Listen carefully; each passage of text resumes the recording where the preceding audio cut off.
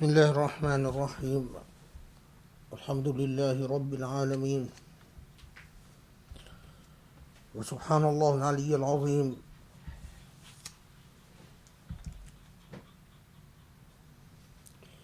وسبحان الله رب العلي الرب سبحان الله رب وسبحان الله العلي العظيم رب العزة ورب الكون ورب كل شيء والحمد لله. الحمد لله الذي نعوذ به من علم لا ينفع، ونعوذ به من عمل لا يرفع، ونعوذ به من قلب لا يخشع.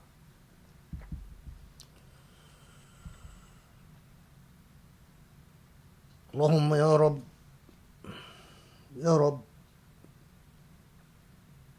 نسألك الله أن تجعلنا من الذين إن أحسنوا استبشروا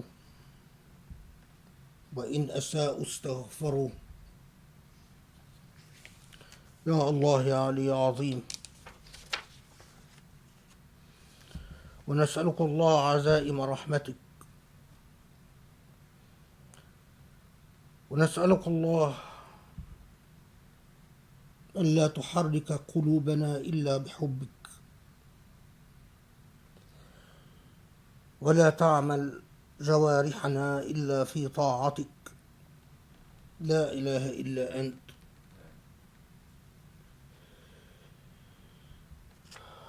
لا إله إلا أنت.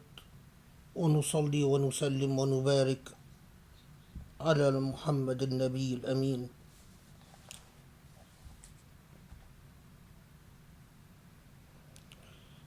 I start out the khutbah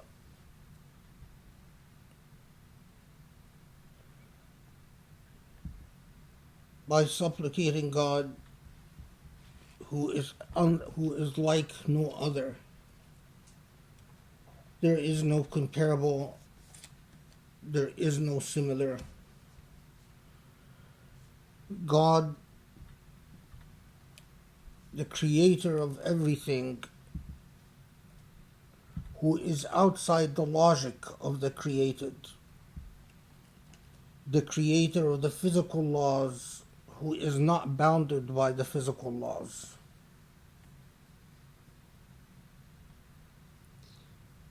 Our rational senses are premised on the ideas of causation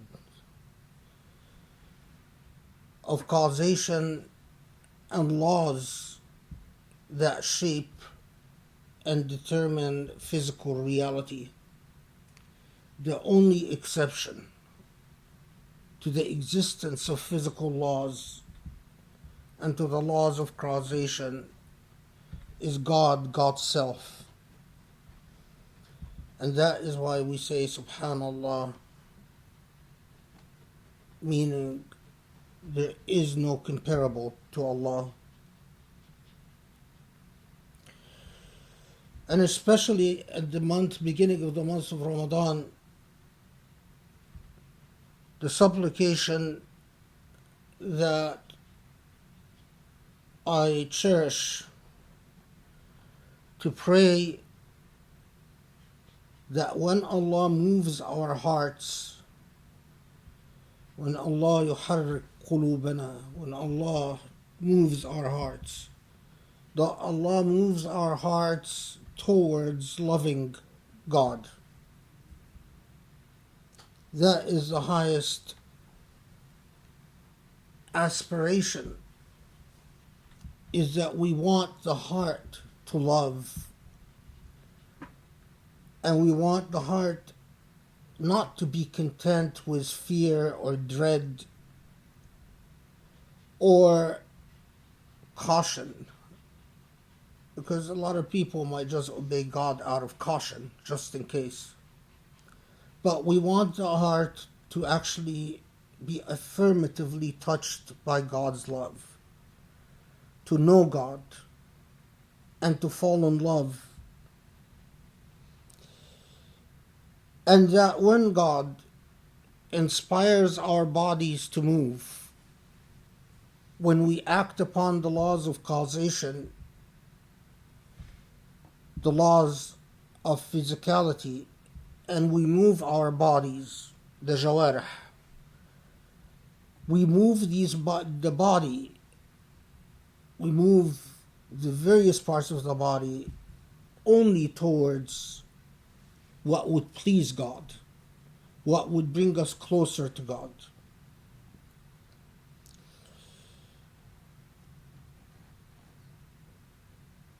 To put it rather bluntly,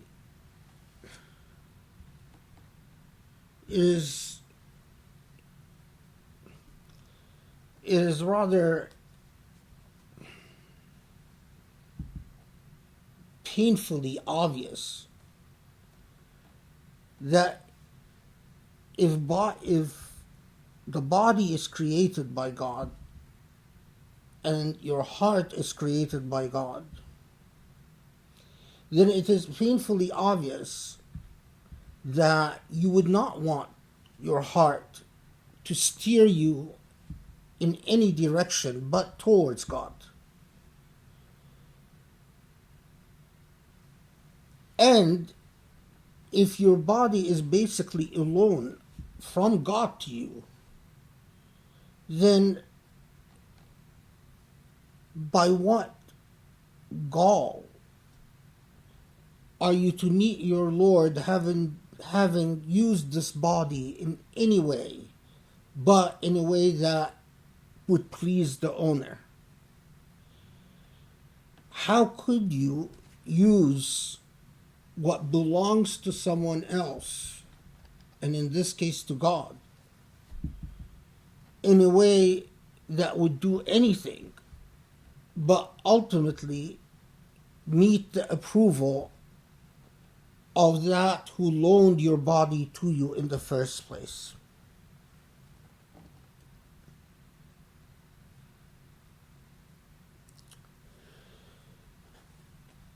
This is the heart and soul of Ramadan and the heart and soul of fasting.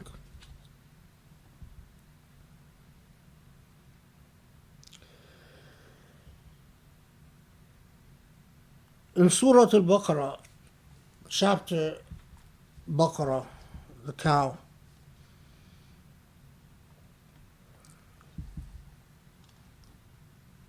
a chapter of the Qur'an that was revealed for the most part shortly after Muslims had migrated to Medina.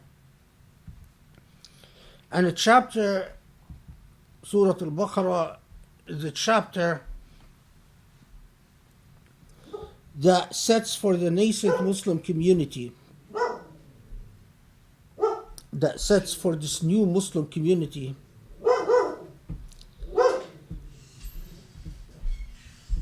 an entire philosophy of life. Surah Al-Baqarah, if you read it and reflect on it,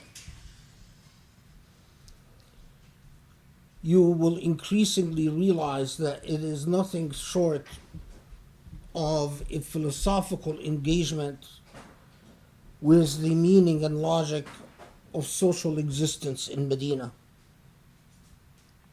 and for any social political unit that would come to be after that. But anyway, in Surah Al-Baqarah, where Allah, most reports say on the second year of Hijrah, the second year after Hijrah, Allah decrees fasting of Ramadan as an obligation upon all Muslims. Before this revelation, it is clear that Muslims fasted in a variety of ways. But out of, they didn't fast a consistent month, but fasted certain days of each month, and not necessarily out of a strict obligation, although most Muslims followed the Prophet ﷺ in sort of a optional fasting. But it was after the revelation of Surah Al-Baqarah, especially the verses around 182, where it became now a strict obligation to fast Ramadan.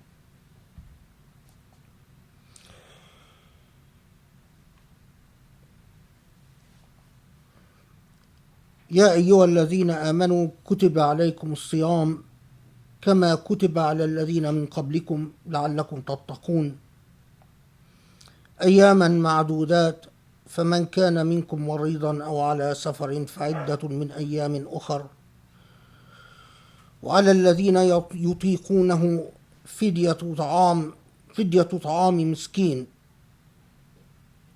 فمن تطوع خيرا فهو خير له وأن تصوموا خير لكم إن كنتم تعلمون شهر رمضان الذي أنزل فيه القرآن هدى للناس وبينات من الهدى والفرقان فمن شهد منكم الشهر فليصمه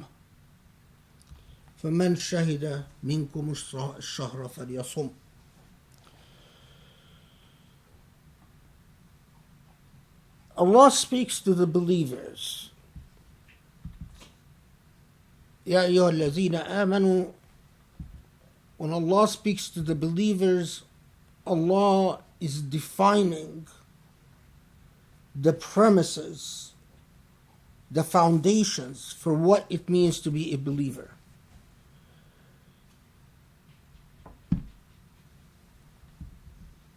If you are not going to accept the terms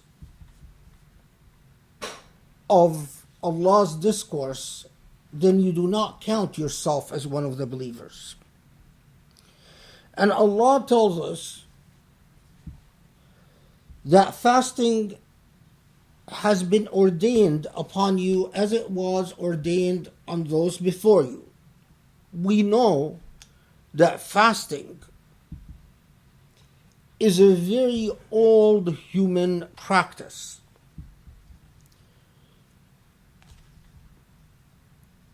From the time of the Prophet Ibrahim ﷺ, there has been fasting. Jews has fasted in different ways, on different occasions, in different historical periods.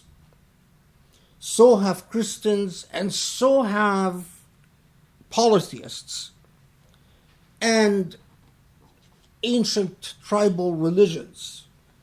In fact, what is interesting is that it doesn't seem that there is a religious group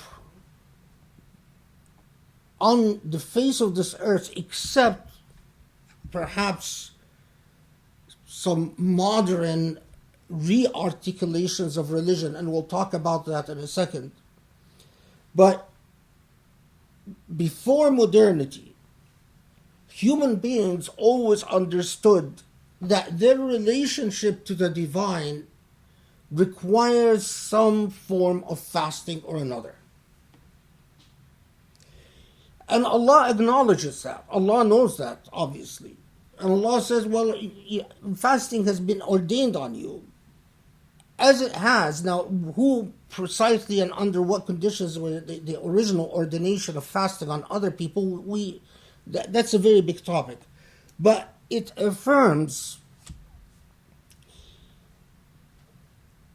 that fasting performs a very essential function in our relationship with the Lord. Then Allah reminds us of the status of the month of Ramadan. the month of Ramadan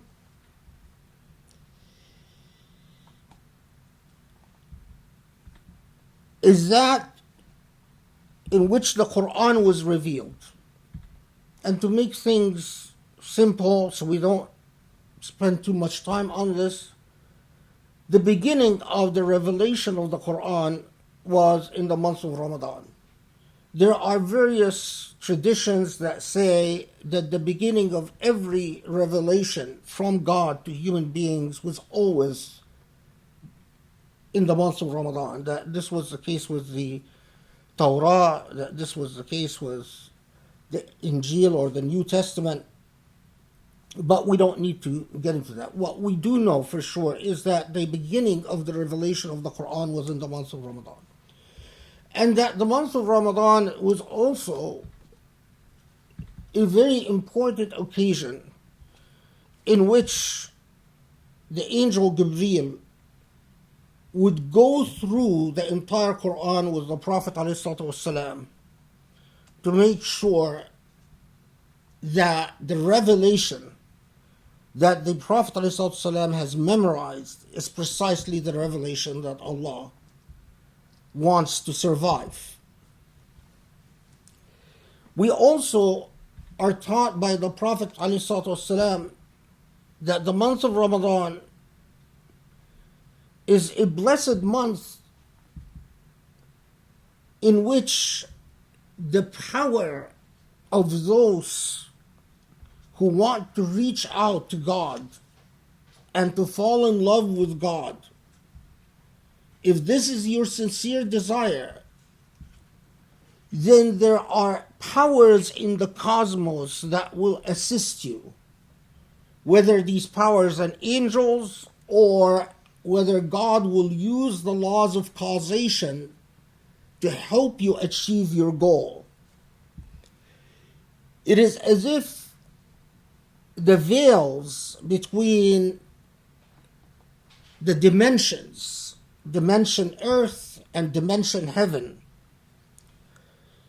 is lifted so that the separators between earth and heaven are not as uncompromising as they normally are. For those who delve into the month of Ramadan and seek their Lord, so many believers who've done this in the month of Ramadan will testify that it's something that they feel. It is as if in the month of Ramadan, yes, when you seek your Lord, you feel the angels, you feel something blessed, you feel the aura in the air. Sometimes you even smell the perfume of the divine. But it is all contingent on you, and contingent on how you approach the issue of fasting. The month of Ramadan, in which the Qur'an was revealed as a guidance to people, hudan linnas. This intimate connection between the Qur'an and Ramadan. For so many Muslims around the world, they innately know this, and so they might read Qur'an or study Qur'an more in Ramadan. But this should be not out of cultural habit. This should be out of a commitment to understanding that this umbilical relationship between the power of the Qur'an and the power of Ramadan is charted out by Allah, Allah's self. Hudan linnas, as a guidance to people. The Qur'an as a guidance to people. But it doesn't stop there. And Allah goes on to say,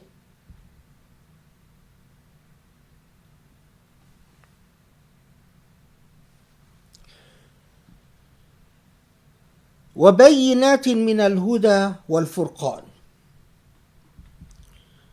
So the Qur'an in its totality is a guidance. Guidance towards what? A guidance towards a relationship to Allah subhanahu wa ta'ala. A guidance towards those who want to fall in love. And a guidance for those who want to teach their bodies to remember that in fact they are owned by someone else other than the human being who possesses the body. If you want that reminder, then you have a very powerful combination available to you: fasting and the Qur'an. But Allah then adds بينات من الهدى والفرقان. We could spend a very long time just talking about that very short expression. That the Qur'an is not just guidance, but signs of guidance and furqan and criterion. Signs of guidance and criterion.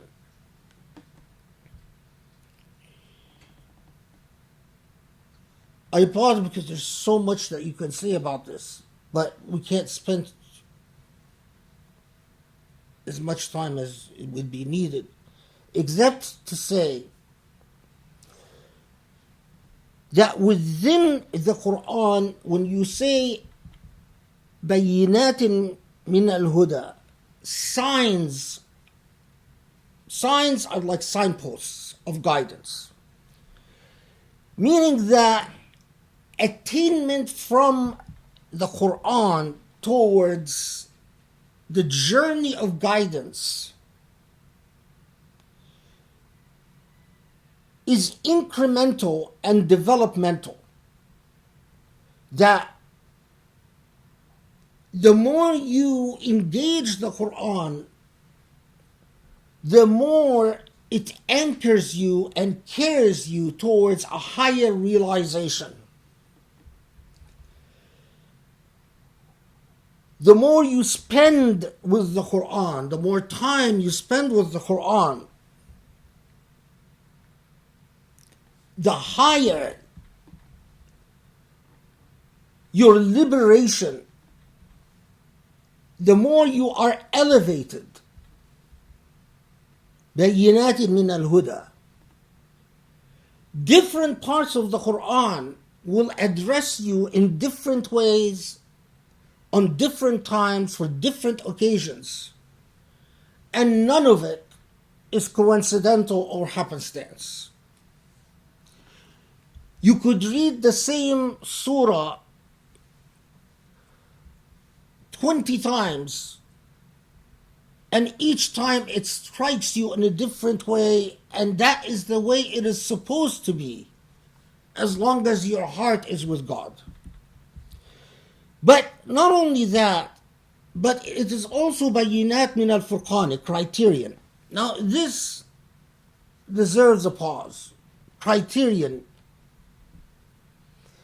A furqan is something that separates wrong from right.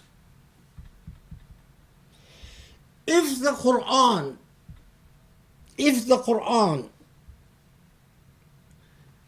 doesn't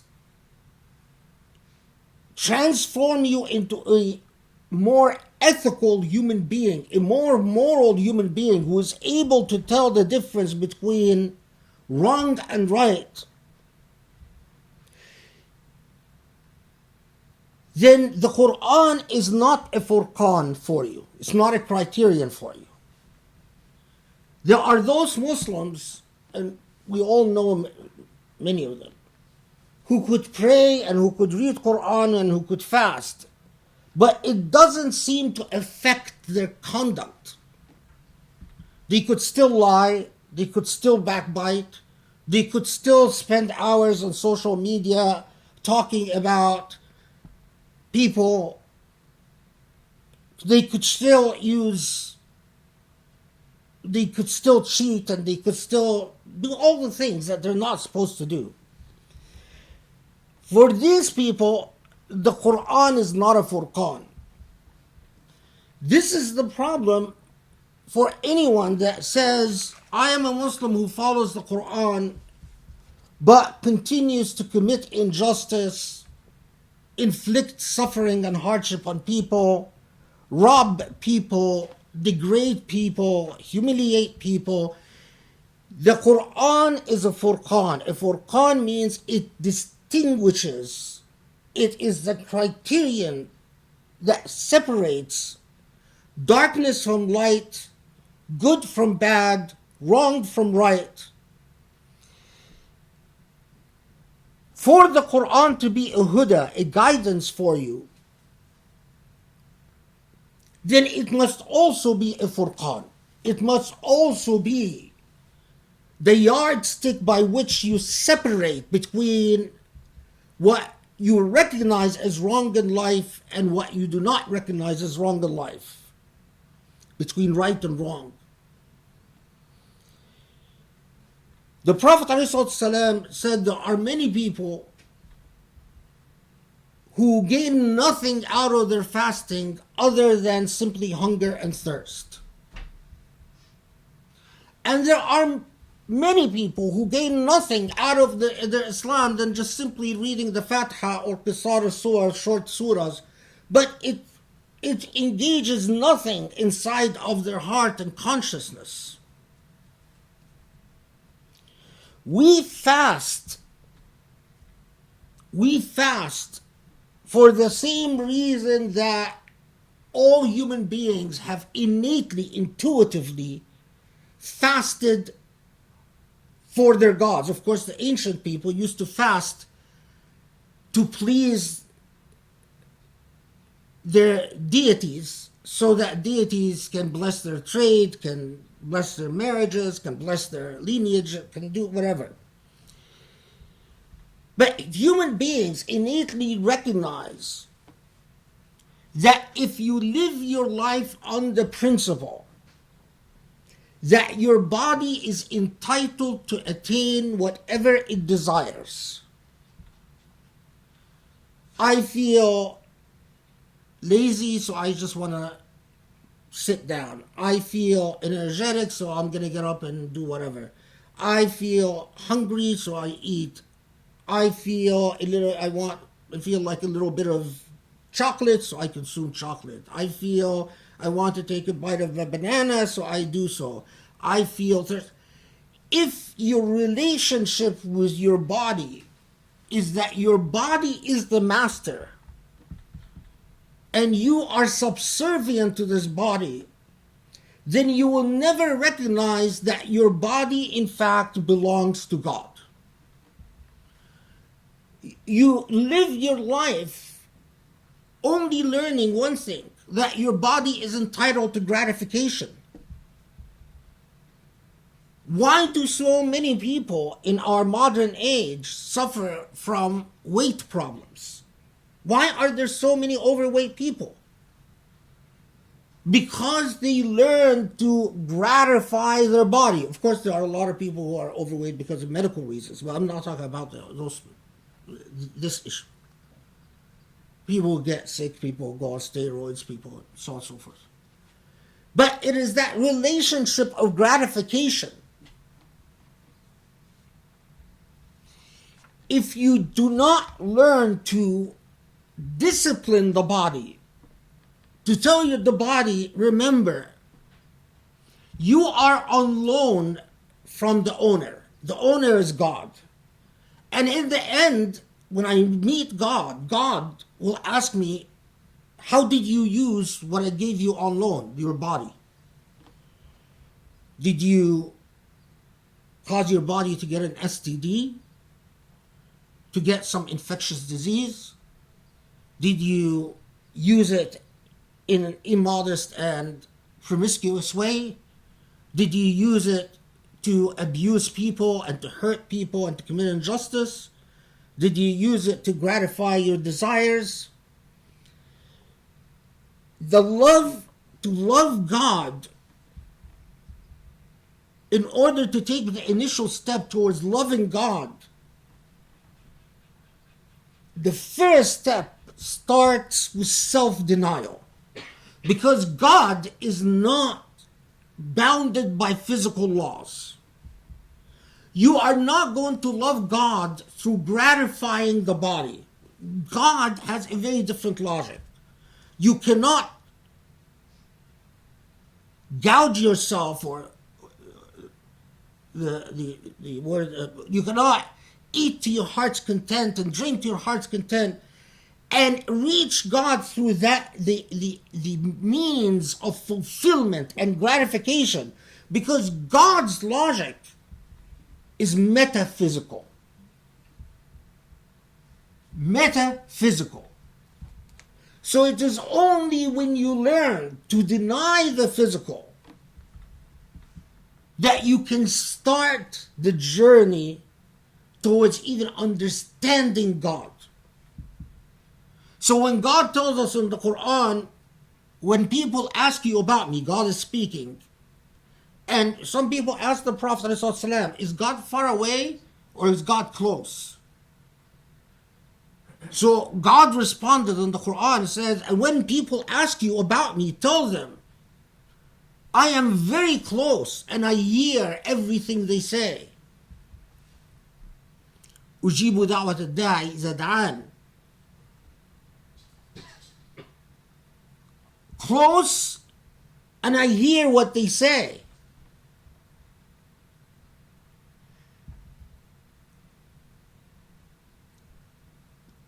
So God is there.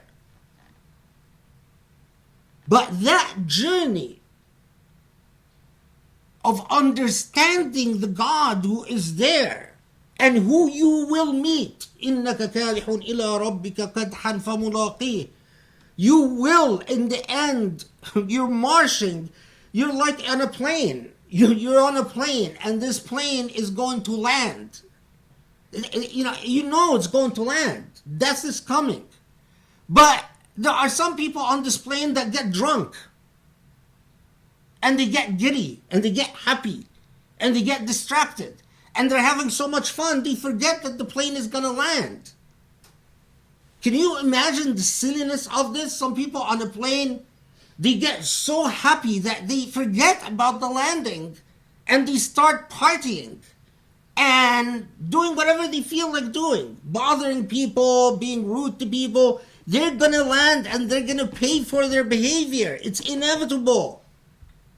But some of them will even start arguing with the stewardess and the pilot, as if the plane is not going to land, and they're going to, it's all going to come to nest. We are like that. The plane is going to land. All the arguments, all the philosophizing, all the distractions, all the everything you do. Fasting is like telling you, think of it this way.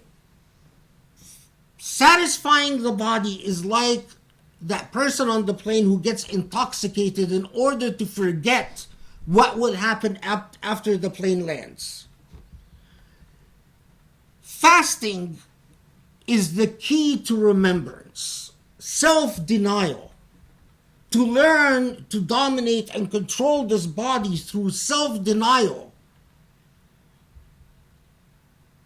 keeps you in a state of remembrance that the plane will land and the account and your bill has to be settled. The bill has to be settled. Whatever you ordered on the plane, whatever you consumed on the plane, whatever you did on the plane, it's all going to come to fruition, and in a very thorough accounting once that plane lands.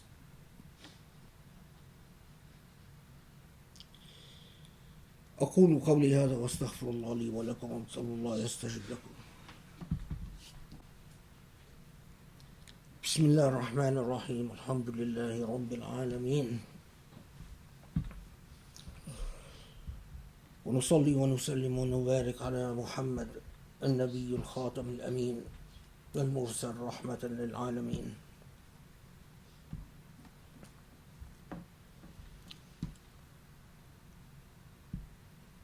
It is no coincidence that in so many occasions and situations,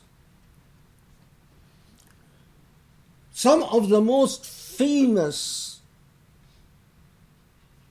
events celebrated in Islamic history, some of the most famous military victories, like the Battle of Badr, like Fath Mecca, like Ghazwat Hunain, like Ma'arakat Ain Jalut, were all took place in Ramadan. Ramadan is a blessed month. If you want something and you want Allah to aid you and help you, do it in Ramadan. Intensify your dua in Ramadan. Learn to be a committed, moral human being in Ramadan. Ramadan is an opportunity provided by Allah in a workshop of self-denial and restraint. An opportunity provided by Allah to renew your vows with Allah's promise that Allah will help you to renew your vows. If you haven't been good with your prayer, renew your vows in Ramadan. And if you renew your vows in Ramadan, Allah will help you. If you haven't been good in your relationships, renew your vows in Ramadan. If you haven't been good with your parents, renew your vows in Ramadan. If you haven't been a good parent to your children, renew your vows in Ramadan. Allah's divine force is there to assist you, spirit and body. Of course, all with the caveat: if you want the path of Allah, then follow Allah's rules. And Allah's rules start with fasting the month of Ramadan. If you don't fast and you don't have a valid excuse, then you have no grounds to ask Allah for that special force, that special assistance when you need it. Think of the time, and Ramadan is the time to reflect on that. We are all now confronted with a pandemic. Think of the time of perhaps when you find out that a loved one has fallen ill. And think of the possible panic as you rush to do dua and beg and supplicate and say, please Allah, save my loved one, save my child, save my sibling, save my father, save my mother, save whoever it is. The time to pay, the time to earn the goodwill is in Ramadan. So many people waste this opportunity, and then they have a car accident, or they lose their money in the stock market, or their business closes down, or whatever, or they discover that the child has been going around with the wrong crowd and is now on a suicidal path, and suddenly they want to beg Allah It all starts in Ramadan. If you don't lay the foundation in Ramadan, you're in trouble the rest of the year. Because that is the sacrifice. That is why Allah reminds us that the Qur'an started to be revealed in Ramadan. It's that month that lays the groundwork for the trajectory of the year. And from one Ramadan to another is the journey. You can count your life with how many Ramadans there were, and each Ramadan is an opportunity for renewal. And think to yourself, out of these various Ramadans I've had, how many of them I've actually used correctly and how many of them I've wasted. You can evaluate your life this way. You don't need tons of scholars to tell you all the complexities. You can do it yourself. Think of how many Ramadans you have had and think how many of them you've actually honored in a way that is befitting of Ramadan.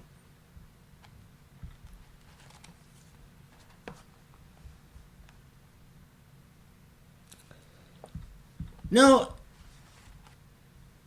still connected to the topic of Ramadan, but I want to shift gears a little bit.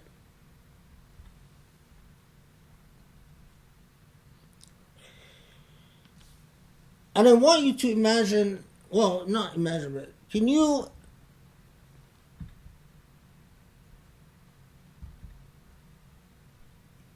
if I tell you that there is an American-funded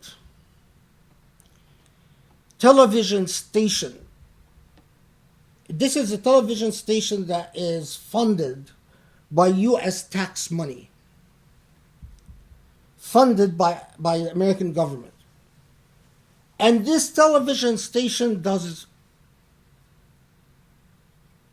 nothing, well, about 80% of what it does is to criticize and attack Christianity. It brings in scholars, quote unquote, who don't like Christianity very much and that sit there and have television programs that attack Christianity, deconstruct the Christian tradition, mock Christian beliefs, and it's all done on taxpayers' money. Is this right? Well, obviously, I'm lying. It's not Christianity. The television station I'm talking about attacks Islam. There's a television station that we in the United States government created after we invaded Iraq. An invasion that I might add is unlawful and immoral. And after we occupied Iraq and murdered millions of Iraqis, an invasion and occupation that I might add is immoral.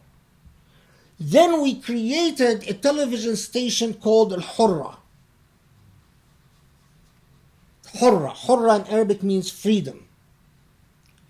But the amazing thing is Al-Hurra has become a forum by which the television station itself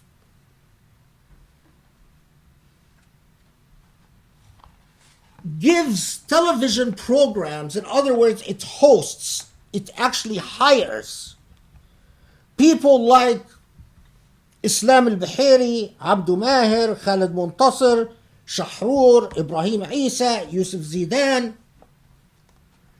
All of these people come on Al-Hurra, this station that is established with our money, American taxpayer money. All of these people come on Al-Hurra and do what? attack Islam, degrade and demean everything about Islam. They call themselves at-tanwiriyun, the enlightened. But there is nothing enlightened about what they say. It's all darkness. And among the things that they say is that to Muslims, Ramadan doesn't make sense, fasting doesn't make sense, fasting is bad for your health, fasting will, if you fast you're going to get corona, you don't have to fast, it's not clear that Allah wants you to fast. Again, and it's all done on American taxpayer money.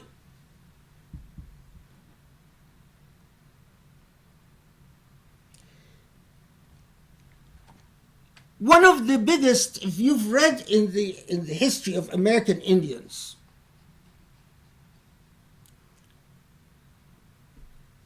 in the late 1800s, actually from mid 1800s to the late 1800s, early 1900s, Congress apportioned money, it was about $3 million back then, to create schools for the children of Native Americans.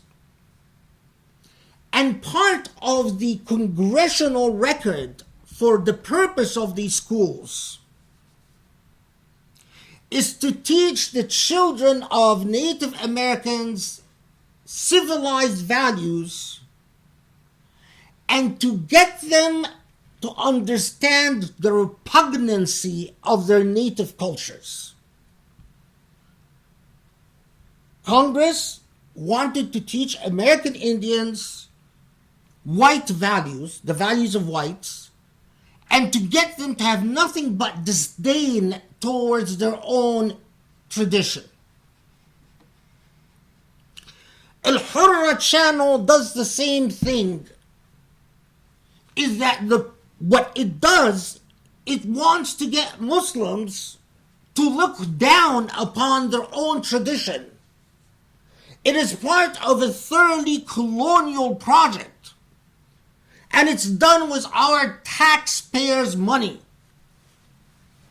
There is something deeply unconstitutional, leave alone immoral, about this. Now, why do I mention this? I mention this because there are so many American Muslim organizations that sit there and talk about Islam this, Islam that, Ramadan, blah, blah, and so on and so forth. And then they try to pretend like we have nothing to do with foreign politics. But it is your taxpayers' money that is being used to forward a colonial, imperial agenda. Let me close with this example. For now several days, I've been hearing on local Los Angeles news about the commemoration of the Armenian genocide. That there was a special parade that was scheduled for the Armenian genocide, that it has to be canceled. It was on the news several times. They interviewed the representative of the Armenian, of the organization. The supervisor of Los Angeles, the city, just spoke before the Khutbah and again brought up the Armenian genocide. Congress just brought up the Armenian genocide. All fine.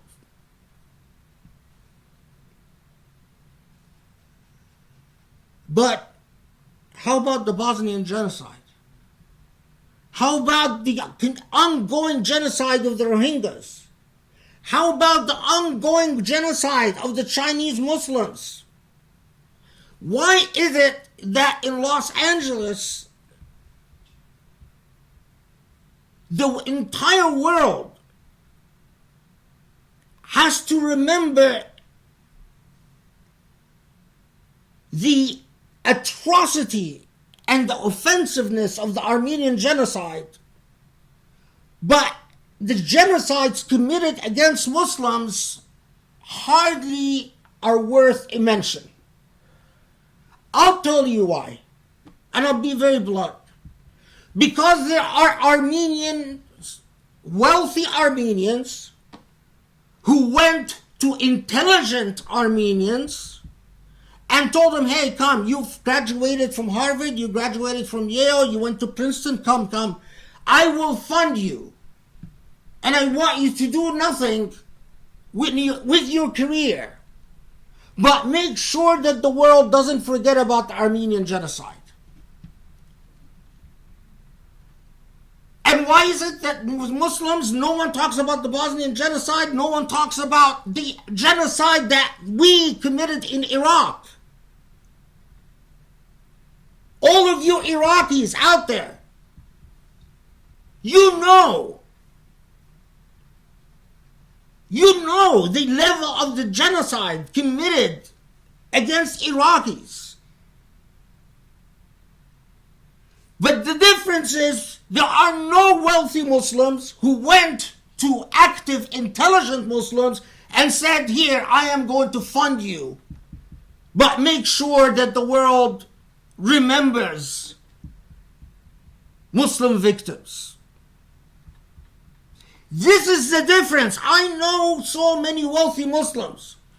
Ramadan will come, they will start fasting, they will go to the mosque to pray Taraweeh, mashallah. They will even have lavish dinners at their homes, lavish iftars. They will bring all type of wonderful delights from Turkey and from Saudi and I don't know, from Egypt. And they will be very generous at their homes with their iftars. But the Furqan has not come to them in Ramadan. The Furqan that tells you the difference between what is moral and immoral.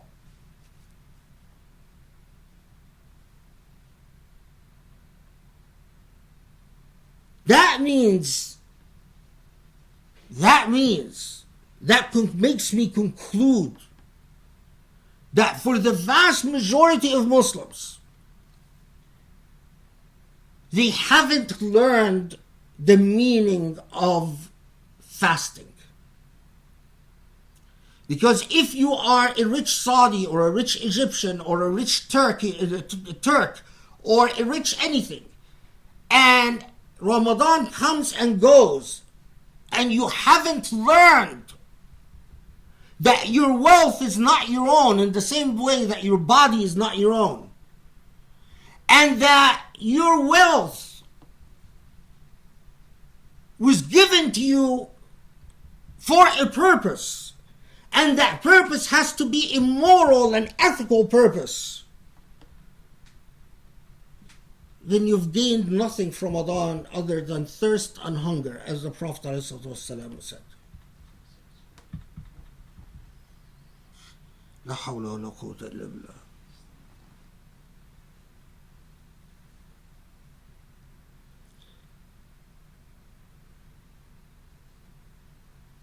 I want to underscore this and then I'm going to close. If you watch a channel like Al-Hurra, so-called the Freedom Channel, established by the American government, using American taxpayer money, Al-Hurra has been hosting one person after another to convince Muslims that fasting Ramadan is stupid, backwards, retarded. They have been on an anti-Islamic campaign, rabid anti-Islamic campaign, since Trump was elected. If you are an American citizen, you are responsible. You can't sit there and say, we don't get involved in Middle Eastern politics. You are involved. Because as an American citizen, we, the United States, shape the world. We control the world.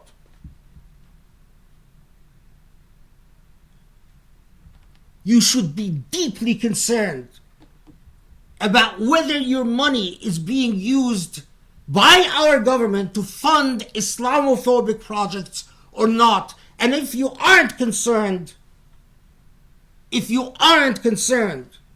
then your Ramadan hasn't taught you Furqan. Then there is no Furqan in your intellect and in your conscience. اللهم اعف عنا اللهم اغفر لنا اللهم ارحمنا يا رب العالمين اللهم اهدنا واصلح حالنا وانصر الإسلام وأعز المسلمين. Allah, forgive our sins, grant us and inspire us towards your love, and to grow ever closer to you and closer to you. And Allah, help guide us to the straight path and to persevere on the straight path. And Ya Rabb al-Alameen, grant us the favor of your forgiveness and your compassion and your beauty wherever we go. وصلي وسلم وبارك على محمد وعلى آله وصحبه. إن الله يأمر بالعدل والإحسان وإيتاء ذي القربى وينهى عن الفحشاء والمنكر والبغي يعظكم لعلكم تذكرون وأقم الصلاة.